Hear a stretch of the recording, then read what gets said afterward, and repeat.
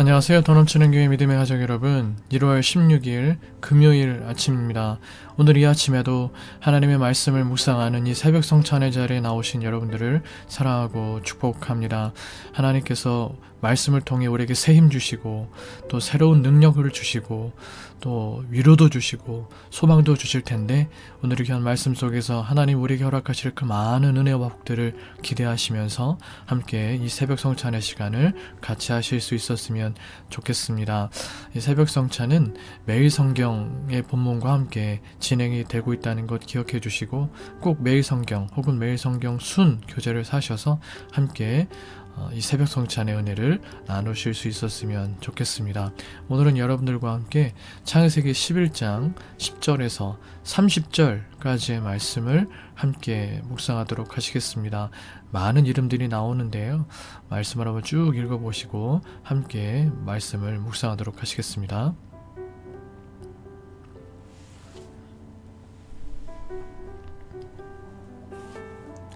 다 읽으신 줄 믿고요. 함께 말씀을 좀 묵상하겠습니다. 셈에서 아브라함까지 이어지는 계보, 족보가 오늘 본문에 등장하고 있습니다. 이 족보는 바벨의 저주가 노아에게 주신 언약을 부정하는 것이 아니고, 새로운 구원의 시작, 평범한 이름들 속에서도 멈추지 않으시는 하나님의 구원 계획과 불가능한 자리에서 새 미래를 여시는 하나님의 놀라우신 역사를 나타내고 있습니다. 매일 성경 순에 나오는 성경 이해를 통해서 오늘 본문의 말씀의 대략적인 의미들을 조금 살펴보겠습니다. 10절에서 26절, 바벨탑 사건으로 사람들이 흩어진 후 성경은 셈의 아들 아르박삿부터 아브라함의 아버지 데라까지 이어지는 계보를 보여줍니다. 각 인물의 이름 옆에는 그가 아들을 낳은 나이와 수명이 기록되어 있습니다. 흥미로운 점은 홍수 이전의 족보 5장에 등장하는 그 족보와 비교할 때 수명이 현저히 짧아졌다 하는 것입니다.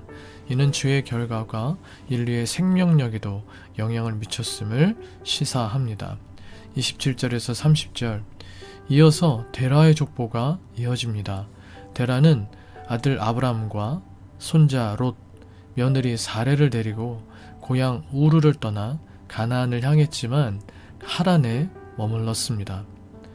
하나님은 인간의 교만과 불순종에도 불구하고 셈의 후손을 통해 구원의 계보를 이어가셨습니다. 바벨탑 심판으로 흩어진 인류 가운데에서 하나님은 조용히 한 사람 아브람을 부르시고 그를 인류의 소망으로 세우기 위하여 약속의 땅으로 이끌어 가셨습니다. 이와 같은 내용의 오늘 본문 말씀 속에서 우리는 하나님은 어떤 분이신지를 먼저 살펴보며 말씀의 은혜를 나누어 보고자 합니다. 여인의 후손에 대한 하나님의 약속이 바벨에서의 혼돈과 흩어짐 가운데서도 취소되지 않았음을 오늘 본문을 통해 하나님은 보여주십니다. 아담부터 노아까지가 5장 족보에 의하면 10세대였는데 노아의 아들 셈에서 아브람까지도 10세대입니다. 5장 아담의 족보가 가인의 후손을 비껴간 여인의 후손에 대한 족보라면 11장 셈의 족보 역시 바벨의 저주에서 구원받은 은혜의 족보인 것입니다.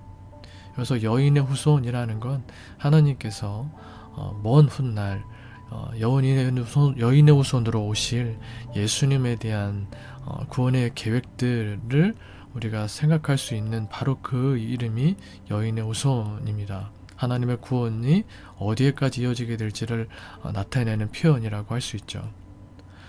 심판 중에도 구원의 약속을 잊지 않으시는 하나님의 은총 때문에 죄인이던 우리가 하나님의 백성으로 살 수 있음을 5장뿐만 아니라 이 11장 족보를 통해서도 우리는 깨달아 알 수가 있는 것입니다. 10절, 심판 속에서도 회복의 길을 준비하십니다. 홍수는 인류의 끝이 아니라 새 출발의 전환점이었습니다. 셈의 계보를 다시 있게 하심은 죄로 무너진 인류 속에서도 구원의 통로를 이어가시려는 하나님의 의지를 드러냅니다. 심판은 멸망으로 닫힌 문이 아니라 회복으로 이어지는 문이었습니다. 하나님은 악을 제거하고 의를 심기 위해 일시적인 아픔을 주십니다. 그러나 호세아 6장 1절의 말씀과도 같이 도로 낫게 하시고 싸매어 주셔서 영원한 기쁨으로 인도하는 구원의 포석이 되게 하여 주십니다. 우리의 삶에도 뜻밖의 막힘과 단절이 찾아올 때가 있습니다. 대홍수와 같은 공포, 또 수많은 어려움이나 두려움이 우리를 진두르는 순간이 찾아올 수가 있습니다.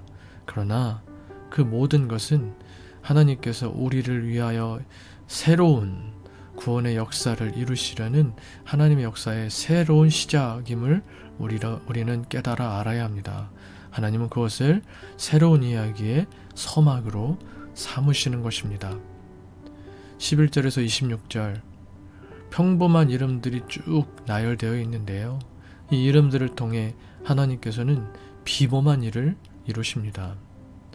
셈의 자손들의 이야기는 반복적이고 매우 단조롭습니다. 특별한 업적이나 눈부신 문명은 보이지 않고 낳고 지내며 낳았더라 라는 기록만 이어집니다. 그러나 바로 그 단조로운 계보가 아브라함을 낳고 다윗을 낳고 결국 메시아로 이어집니다.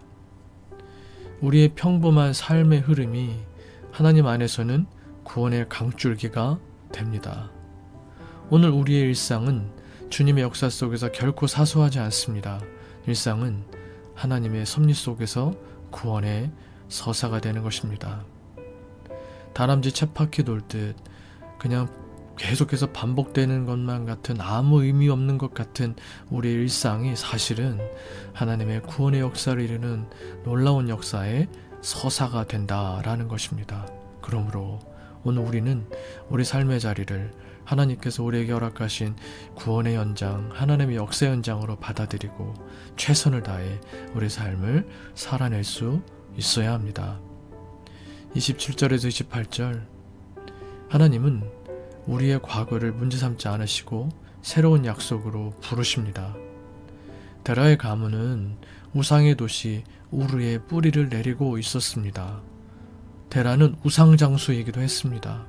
우상을 통해 먹고 사는 사람이었다라는 것입니다. 아브라함 또한 그 문화에 속해 있던 사람입니다. 그러나 하나님은 그런 그의 과거를 추궁하지 않으시고 새로운 약속의 길로 불러내셨습니다. 부르심은 자격에 걸맞은 보상이 아니라 은혜로 주어진 선물임을 우리는 깨달아 알 수가 있는 것입니다. 오늘 우리도 과거의 무게에 눌려 머물 것이 아니라 하나님의 부르심에 감사히 응답하여 하나님께서 이끄시는 약속의 내일로 걸어 나아가야 하는 것입니다. 오늘 본문에서 또 하나님께서 우리에게 주시는 교훈을 좀 살펴보며 말씀의 은혜를 삼아보고자 합니다. 니므롯의 후손인 바벨의 백성은 도시를 세우고 문명을 이루었지만 셈의 후손은 이름과 나이만 기록될 뿐 특별한 업적이 없습니다. 그들은 주어진 자리에서 자손을 낳고 삶을 이어가며 하나님의 구원 역사의 한 페이지를 채웠습니다. 화려하지 않아도 믿음으로 살아가는 우리의 일상이 바로 하나님의 역사가 펼쳐지는 자리입니다. 15절 16절, 에벨의 두 아들 욕단과 벨렉 때 바벨에 흩어짐이 있었는데 욕단의 족보는 바벨의 저주로 끝이 나지만 벨렉의 후손은 아브라함으로 이어지는 구원의 족보가 됩니다. 둘 모두 바벨의 반역에 참여했지만 벨렉이 하나님의 전적인 은혜와 긍휼을 입었기 때문입니다. 우리가 오늘 하나님의 백성이 된 것도 우리의 공로가 아니라 우리를 긍휼히 여기신 하나님의 전적인 은혜임을 여러분 기억하시기를 바랍니다. 27절 28절, 아브라함의 육신적인 본토는 갈대아 우르이지만 하나님의 부르심을 받고 난 후 이 땅에서 그의 본토는 약속의 땅 가나안이 되었고 궁극적인 본토는 하나님이 지으시고 경영하시는 하늘의 성이 되었습니다. 본토는 고향을 말하는 것입니다. 사랑하는 믿음의 가족 여러분, 그렇다면 우리는 어디를 진정한 본향으로, 고향으로 생각하며 살고 있습니까? 우리에게도 우리가 태어난 고향이 있고 오늘 우리가 살아가는 삶의 터전인 이 도시가 있지만 우리는 모두 그렇게 영원한 하나님의 나라를 우리의 본토라고 생각하고 믿고 또 소망하며 사는 하늘 백성의 삶이 될 수 있어야 될 줄로 믿습니다. 29절에서 30절, 하나님의 역사는 불가능의 자리에서 시작됩니다. 사례의 불임 앞에서 이 이야기가 멈추는 듯 보였으나 그 멈춤은 하나님의 시작이었습니다. 인간의 가능성이 닫히는 순간 하나님의 가능성이 열립니다. 그래서 사라에게 자식이 없었다는 대목에서 사라가 생물학적으로는 아이를 낳을 수 있는 가능성이 전혀 없었다라는 이 대목에서 우리는 걱정보다 기대감에 사로잡힙니다. 여인의 후손에 관한 약속을 주신 하나님이 기필코 그 약속을 이루실 것을 믿기 때문입니다. 여러분, 우리에게 없는 것 때문에 걱정에 사로잡혀 있지는 않습니까?